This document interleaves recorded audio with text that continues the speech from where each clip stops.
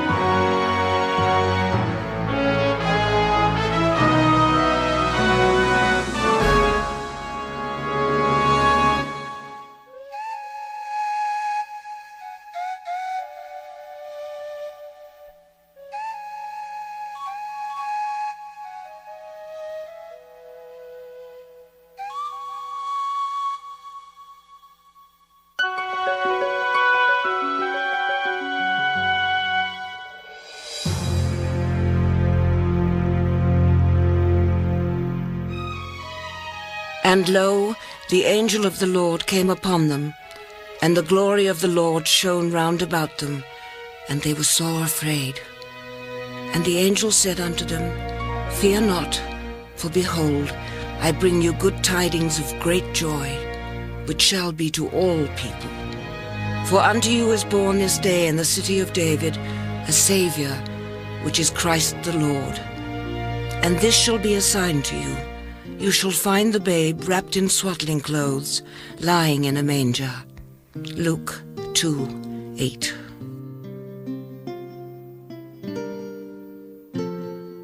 The timeless elements of the Christmas story, a familiar tale beloved by Christians around the world. But the Christmas story is also a profound mystery, for there is precious little historical evidence to support the Bible's telling of the Holy Birth. And even the Gospels themselves give varying accounts of the birth of Jesus, accounts which seldom agree with one another.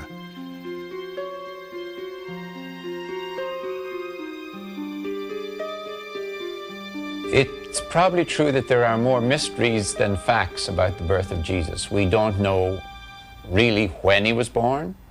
We don't know where he was born. And if you go into the virginal conception, virginal birth, we don't know how he was born in that sense, how he was conceived in that sense. So we almost don't know anything that we would want to know. It is the year 66 in the Common Era. The Gospels have not yet been written.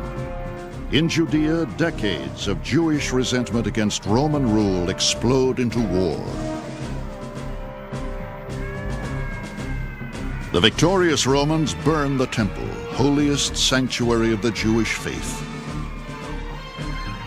Without the temple and its priesthood, the Jews are without a spiritual center. There are bitter arguments over what is true religion and what is heresy. It is a time of turmoil for Jews and for Jewish Christians like the evangelist Matthew. Baptist groups, Christian groups, and others no longer felt welcome. And Matthew's gospel, as well as John, seems to be responding to this sense of alienation and this sense of being pushed out. Jewish Christians hold on to their belief that Jesus is the Messiah, the long-awaited Savior of the Jewish people. For this reason, many scholars believe that when Matthew writes his gospel, he deliberately links Jesus with earlier heroes of Israel. The murder of the infants, for example, may go back to a similar threat on Moses' life when the Pharaoh ordered all firstborn infants murdered. The trip that Joseph and Mary and Jesus take to Egypt may again reflect the kind of trip that Joseph in the Old Testament made. The star in Matthew's story may go back to a star mentioned in the book of Numbers. The reference to magi or kings may go back to a reference in Isaiah. The mystery of Matthew's birth story may lie in the ancient traditions of the Jewish people. Besides Matthew, only one other gospel, the Gospel of Luke, tells the story of the birth of Jesus.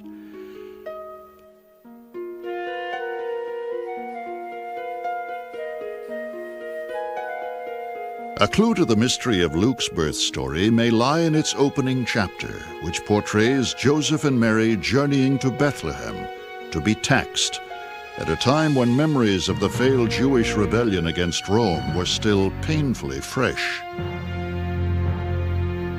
In Luke's story, by having Joseph and Mary obediently follow the orders of the emperor, orders which hadn't been followed by other Jews, it indicates that Christians themselves were not a political threat to the Roman Empire, and hence people could join the movement. The story of Christmas the world knows so well comes entirely from the accounts of Matthew and Luke. But Matthew and Luke wrote these accounts some 70 years after the time Jesus is believed to have been born.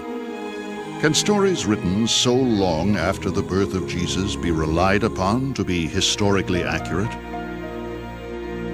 Neither of these stories is historically accurate, and neither of them intends to be historically accurate. Neither of them knows exactly what happens, and that is why they can be so different.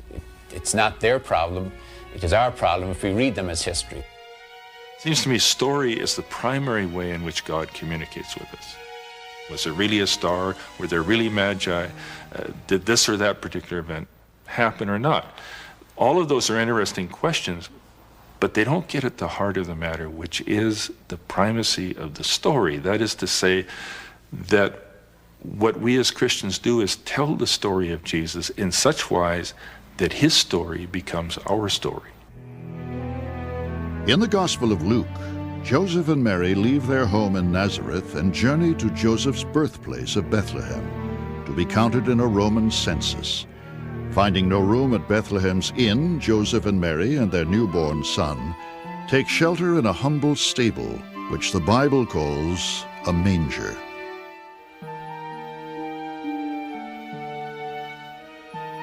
In contrast to Luke's story, the Gospel of Matthew says simply that Jesus was born in Bethlehem.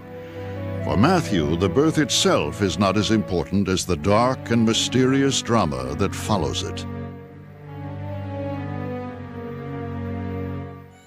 Behold, there came wise men from the east to Jerusalem, saying, Where is he that is born King of the Jews? For we have seen his star in the east, and are come to worship him. When Herod the king had heard these things, he was troubled, and all Jerusalem with him. Matthew 2:2. But in Luke's account, there is no star shining in the heavens, and there are no wise men. Instead, shepherds watching their flocks near Bethlehem are suddenly dazzled by a powerful vision. For unto you is born this day in the city of David a Savior, which is Christ the Lord. And this shall be a sign to you. You shall find the babe wrapped in swaddling clothes, lying in a manger. Luke 2:11.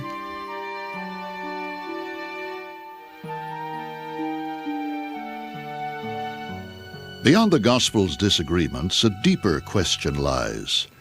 What could have sparked the earliest speculations about how the Son of God was born? The earliest New Testament writings suggest nothing unusual about the birth of Jesus. The earliest statement we have about Jesus' birth is in one of Paul's letters. In Galatians 4:4, there is a short statement that says that Jesus is born of a woman, born under the law. And what's interesting about it is that the phrases, born of a woman, born of a law, suggest that there was nothing extraordinary about Jesus' birth, since all of us are born of women, and all of us are born under the laws and customs and just general rules of a society. The Gospels of Mark and John make no mention of the holy birth, but some believe that the opening chapters of Mark's Gospel, believed to be the first Gospel written, may have provided some inspiration to Matthew and Luke.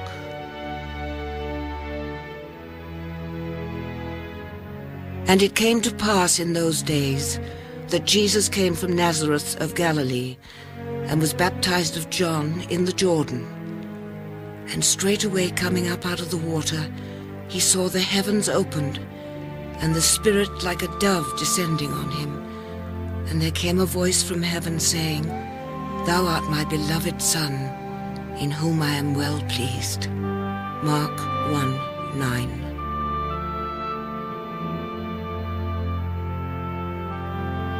I think what happened is that the writers of Matthew and Luke saw the opening line of Mark, which they used as one of their narrative sources, and asked the question, how in the world did it come to be that Jesus was the Son of God? In Matthew's Gospel, it is the newborn Son of God whose birth so troubles King Herod. Herod consults his advisors, who confirm his worst fears. An ancient prophecy foretells that the true King of the Jews will be born in Bethlehem. So Herod sends the wise men to Bethlehem and gives them a chilling command. Go and search diligently for the young child, and when you have found him, bring me word again, that I may come and worship him also. Matthew 2:8. As Matthew's story continues, the wise men worship the infant Jesus and give him rare and precious gifts of gold, frankincense, and myrrh. Warned by a dream not to return to Herod, the wise men leave for their own country.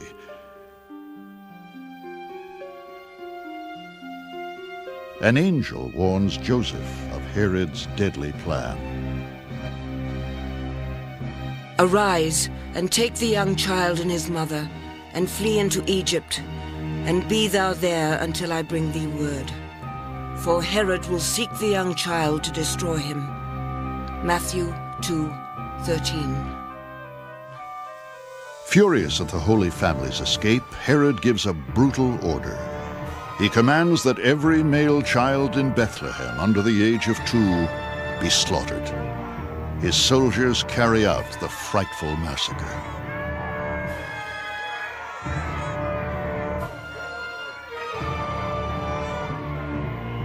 Joseph and Mary hide Jesus in Egypt until Herod dies.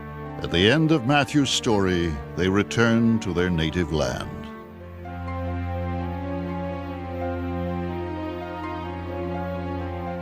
Over the centuries, Christian tradition has combined Matthew's and Luke's birth stories into one, but in fact, the two stories have very little in common.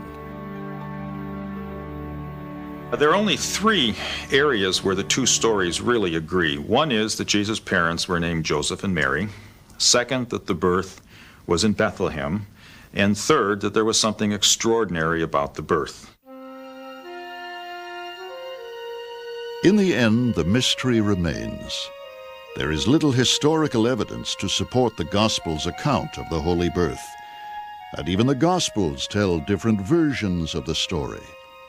Scholarly confirmation remains separate from matters of faith. But the Gospels do agree on some things. One of these is the birthplace of the Holy Child.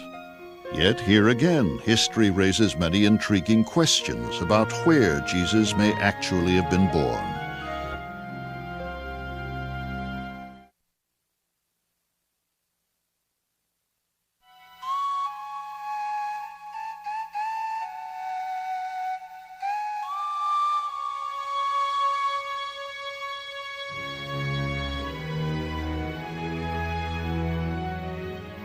It is Christmas, and the little town of Bethlehem takes to the streets in celebration, as it does every year. For according to the Bible, Bethlehem is the place where Christmas began. Christians from around the world come to worship and celebrate in the Church of the Nativity, built on the spot where the Christ was born. Outside, Manger Square blazes with modern images of the ancient holy tale. When they saw the star, they rejoiced with exceeding great joy. And when they were come into the house, they saw the young child with Mary his mother, and fell down and worshipped him. And when they had opened their treasures, they presented unto him gifts, gold, frankincense, and myrrh. Matthew 2:10. Beneath the Church of the Nativity lies the Nativity Grotto, one of the holiest sites in Christendom. For centuries, Christians have revered it as the birthplace of their Lord.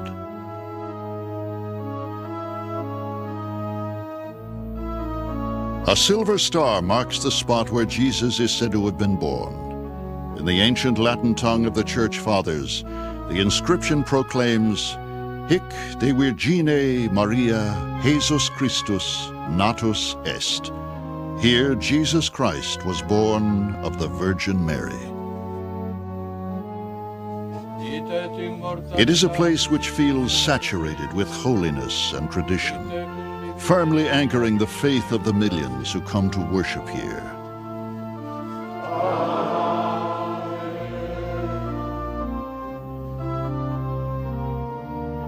But according to some scholars, the place they worship was sanctified not by the birth of Jesus, but by a Roman emperor's whim. At the beginning of the 4th century, Constantine, the Roman emperor, was converted to Christianity. And almost immediately, he decided that he wanted to find and build basilicas on the sacred sites in the Jewish homeland. He wanted, for example, to find the spot of the Nativity and then build the Church of the Nativity upon it. Naturally, he had to find a place. And he found a place. That is the place where Nativity is celebrated. Was it the actual place where the Nativity occurred? I doubt it. The number of scholars today would argue that probably Nazareth is more likely to have been the birthplace of Jesus rather than Bethlehem, in large part because the birth stories themselves are so late, so legendary, and generally fit scriptural predictions. In fact, the naming of Bethlehem as the birthplace of Jesus may have little to do with history, and a lot to do with the sacred traditions of the Bible.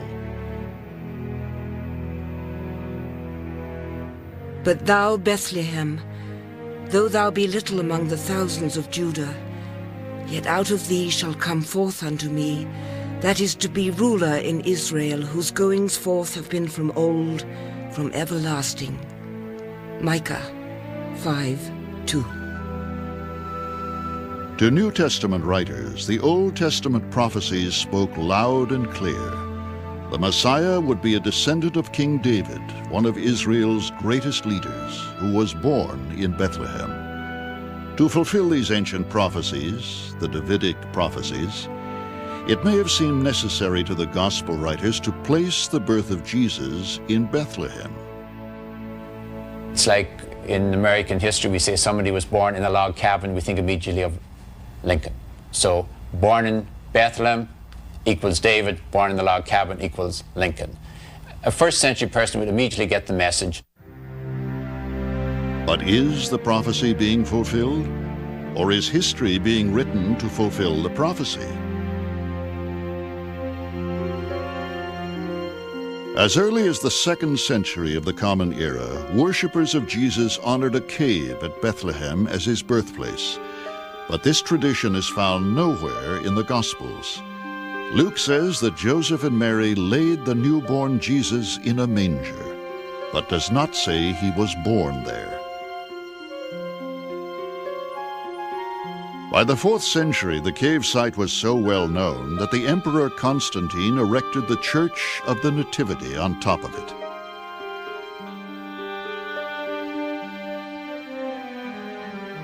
But by this time, Bethlehem was also associated with a pagan god, a god who was worshipped centuries before Jesus was born.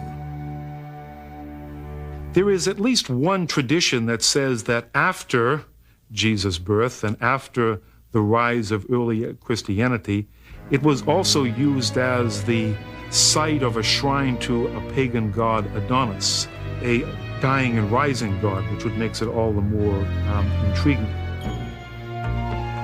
Beautiful and doomed, Adonis was the lover of Venus, Roman goddess of fertility and love. In their myth, Adonis dies a tragic death each year. And every year, as the spring crops ripen, the goddess grants him life anew.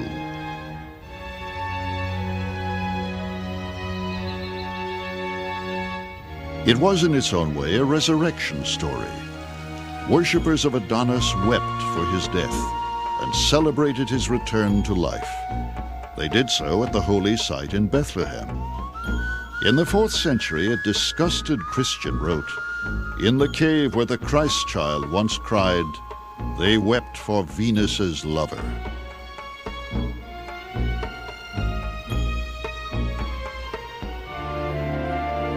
This coincidence has intrigued many scholars, but most concede that the precise location of the birth of Jesus remains a mystery.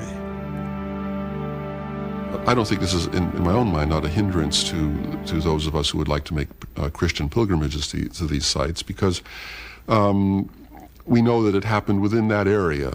I mean, you're within a stone's throw, so to speak, of where these events actually happened when you are in these shrines, in my opinion.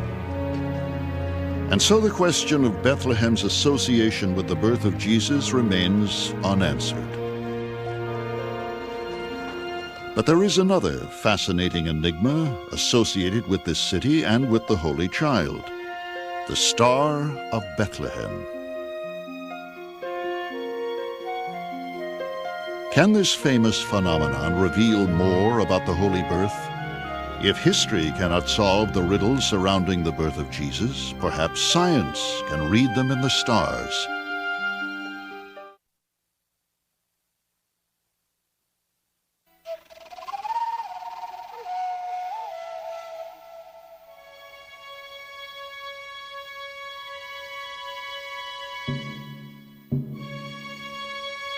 Nearly 2,000 years ago, something powerful and unusual happened in the night sky. A heavenly sign that the Son of God had been born on earth. So says the Gospel of Matthew. And lo, the star which they saw in the east went before them, till it came and stood over where the young child was. Matthew 2:9.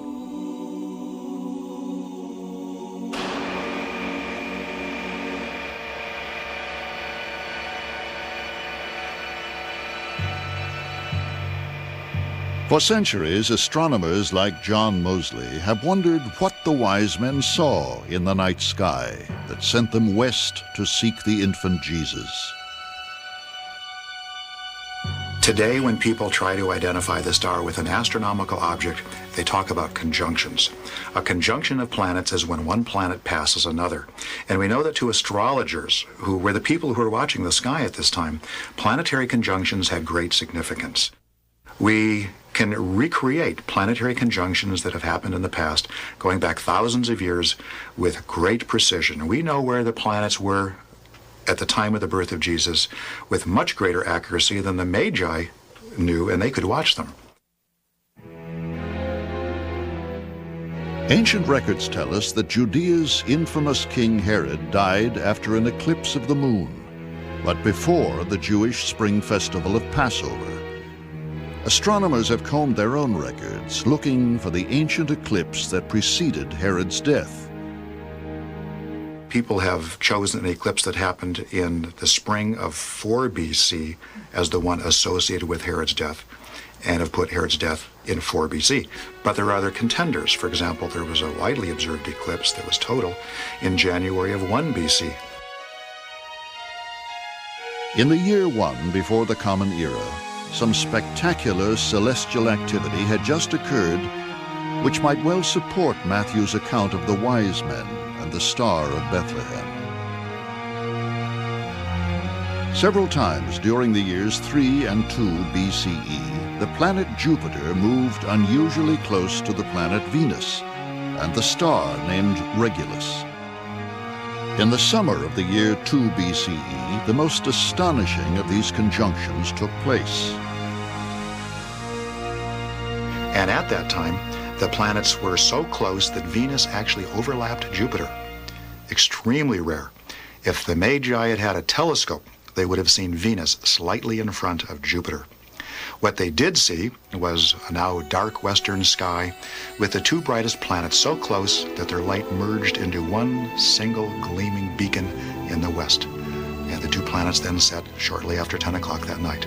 And anybody who watched it, if I'd watched it, any amateur astronomer, any professional astronomer, an astrologer, would have been impressed by the 2 brightest planets being so close that their light merged. And that happened on June 17th, 2 BC. In the summer of 2 BCE, while the planets Jupiter and Venus were converging, native North Americans living in what is now Ohio were constructing huge, mysterious ritual mounds. In Mexico, the Olmecs were using one of the earliest calendars in the Americas. And in China, soldiers were using the crossbow to defend the Great Wall against barbarian invaders.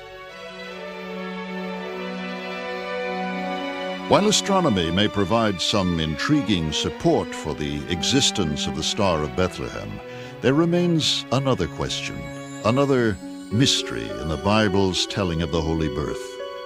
Who were the Magi, the famous 3 wise men? And is there any evidence that they existed? Over the centuries, the mysterious Magi have become the beloved 3 kings of Christmas pageantry. By the early Middle Ages, some 500 years after Matthew wrote, popular imagination had turned the wise men into 3 Eastern potentates and named them Balthazar, Melchior, and Gaspar, names we still use today. There were already intriguing stories that one of the 3 kings, Balthazar, was a black man, a belief that survives in our own Christian myths, which often portray the 3 kings as of 3 different races.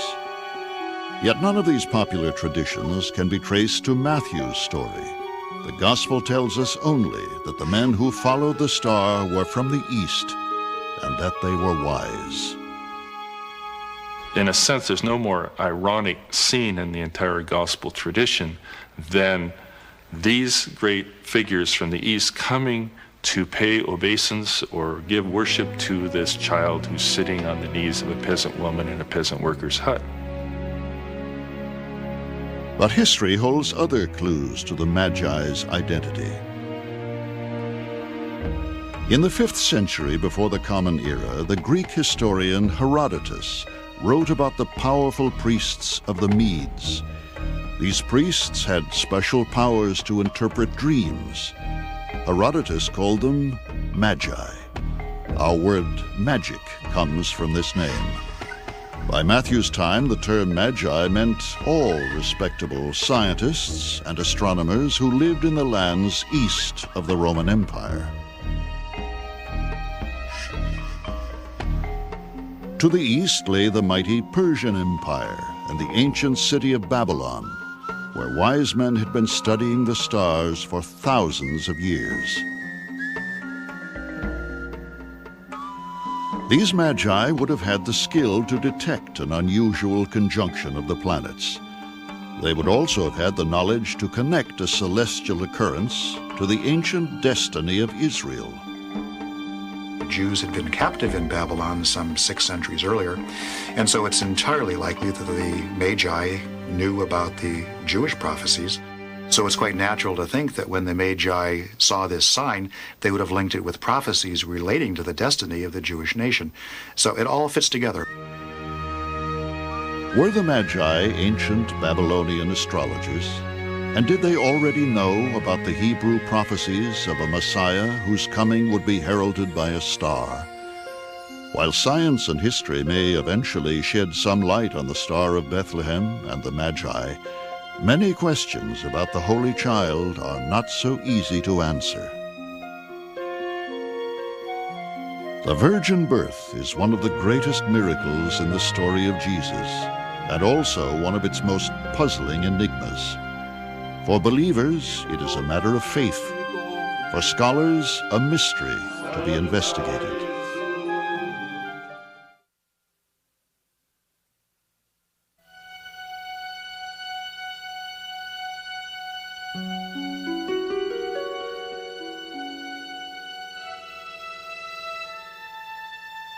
Nazareth, hallowed by Christians as the home of Jesus Christ. Dominating the city is the magnificent Church of the Annunciation, built atop an ancient grotto which, for centuries, has been one of Christianity's holiest sites.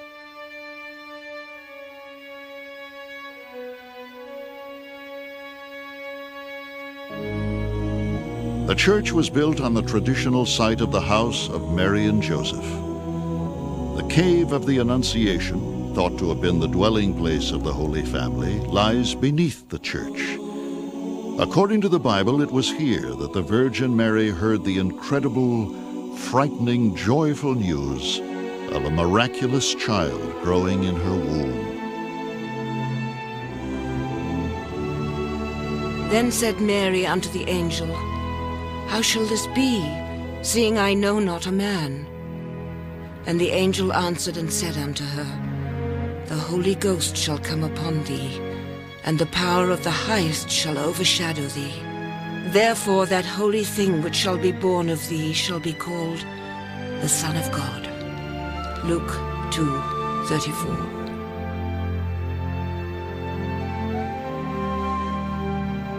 The virgin birth is at the heart of the Christian faith, and for many believers not to be questioned. And yet, modern scholars across the spectrum of opinion search for a guiding meaning to this immortal story. The very idea of a virgin birth is something that transcends our understanding. The events that we're reading in the infancy narratives are events that have to do with God entering the historical process. And that's why I believe that a person who's not open to the possibility of God entering the historical process in a very tangible and real way is not going to get very far with the meaning of those events. The major question is whether the virgin birth is to be taken literally as a biological statement about Mary, or theologically as a statement about Jesus. Is there an explanation of the virgin birth, or will it forever remain a mystery of faith? Scholars seeking answers have begun with an ancient biblical prophecy. Behold, a virgin shall conceive and bear a son, and call his name Emmanuel. Isaiah 7:14.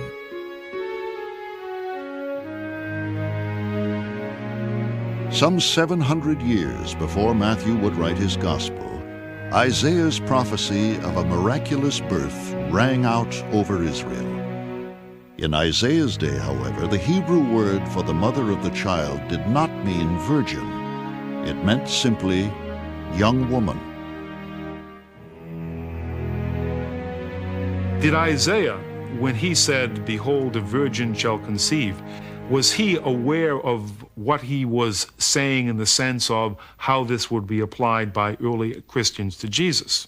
I think not. He was saying that a young woman in the royal court.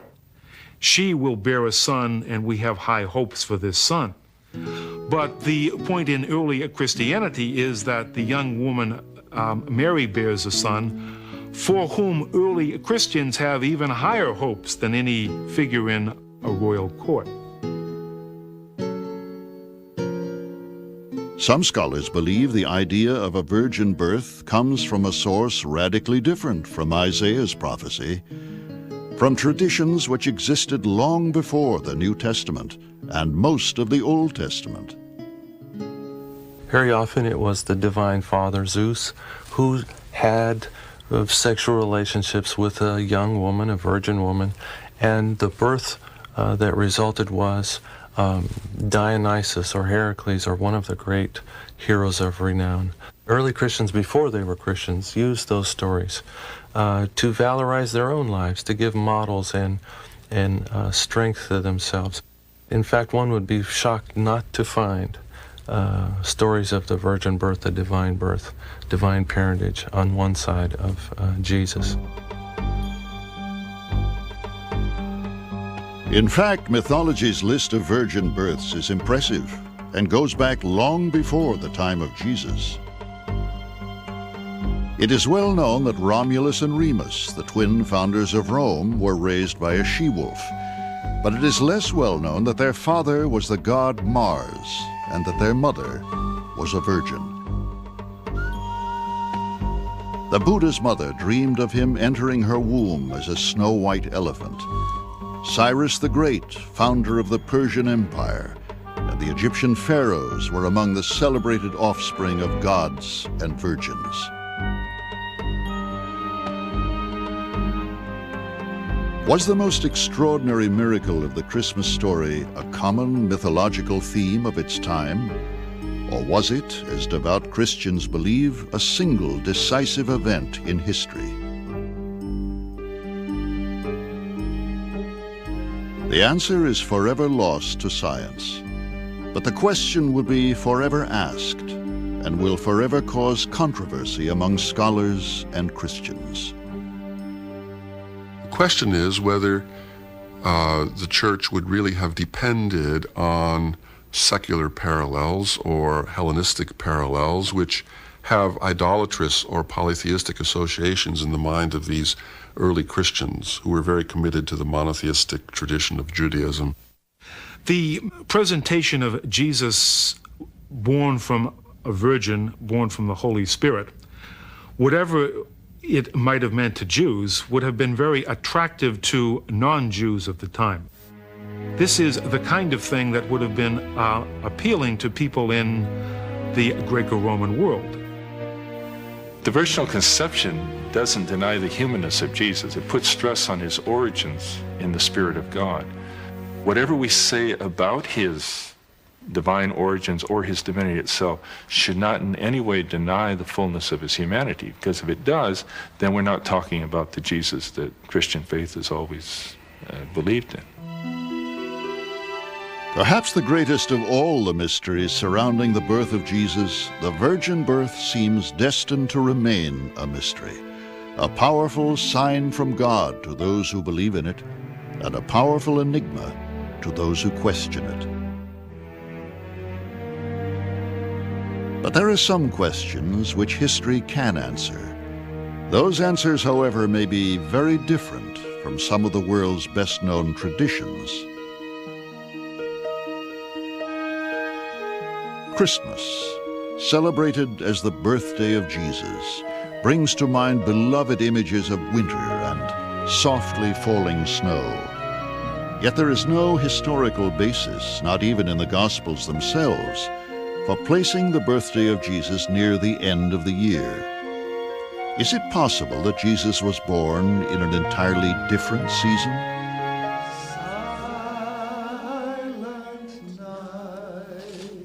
500 years after the birth of Jesus, the faith his birth inspired had become the dominant religion of the Western world.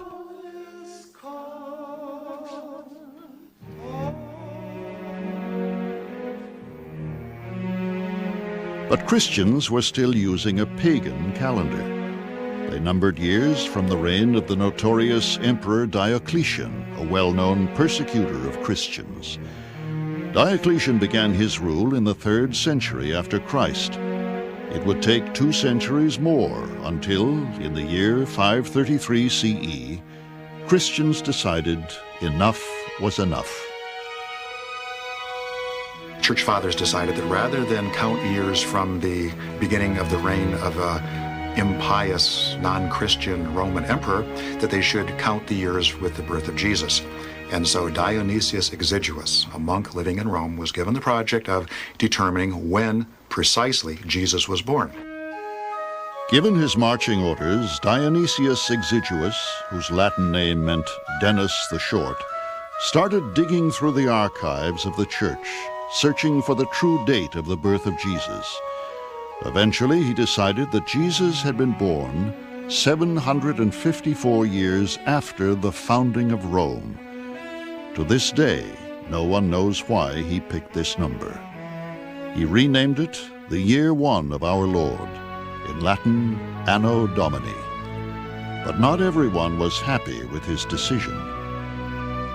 Dionysius used the best information he had, but the early church fathers and historians who had looked into this weren't unanimous at that time.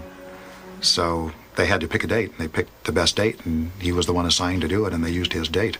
But I don't think it was unanimous ever. Nevertheless, Dionysius Exiguus declared, apparently without evidence, that the year 1 had commenced on January 1st, precisely 533 years earlier.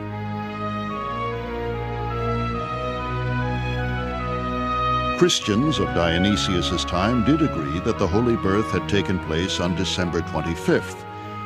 But for the first 300 years after Jesus lived and died, December 25th was not Christmas. Christians celebrated the birth of Jesus on an entirely different day. The birth of Jesus originally was celebrated along with the visit of the Magi and the baptism on January 6th. And we have evidence for that as early as the end of the 2nd century, beginning of the 3rd. Others place the birth of Christ as late as April 21st or May 1st. The date of December 25th does not come around until the 4th century. Today, no one knows why early Christians celebrated the birth of Jesus in January, April, or May. But an ancient story reveals why, in the 4th century, Christians began to celebrate Christmas on December 25th. The answer lies in the traditions of a powerful pagan god.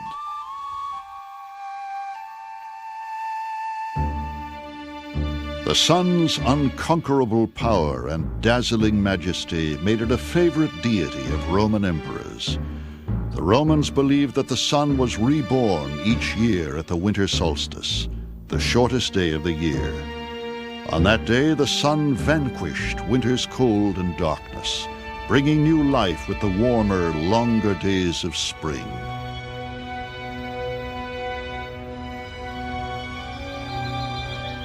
Today, the winter solstice falls on December 21st.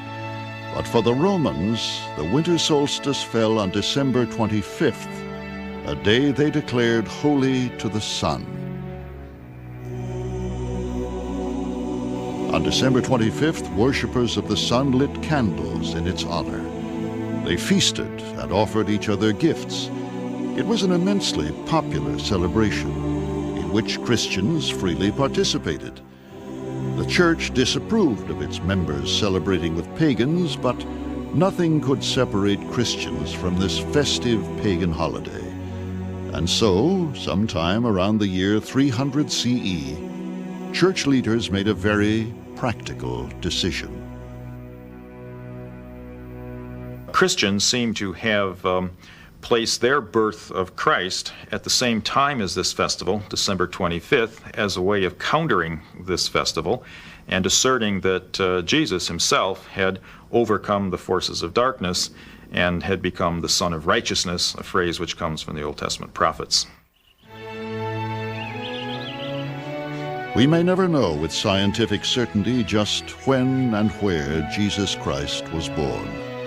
But regardless of what is known or unknown, Christians will continue to celebrate the miracle of their Savior's birth on the day and in the place their faith proclaims, a sacred tradition nearly 2,000 years old.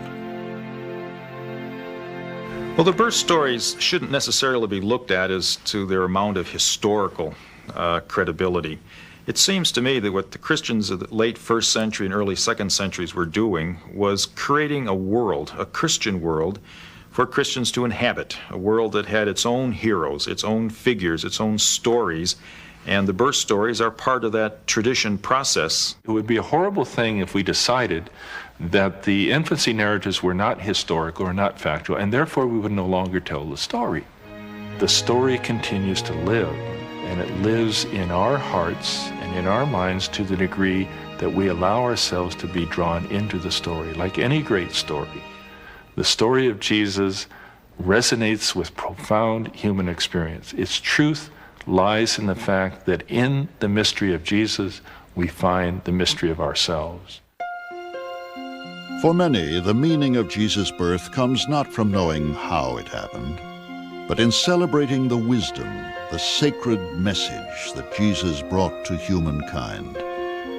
For those who seek answers, the events surrounding the birth of the Holy Child remain one of the enduring mysteries of the Bible. For others, the when and where of this timeless moment are much less important than the why.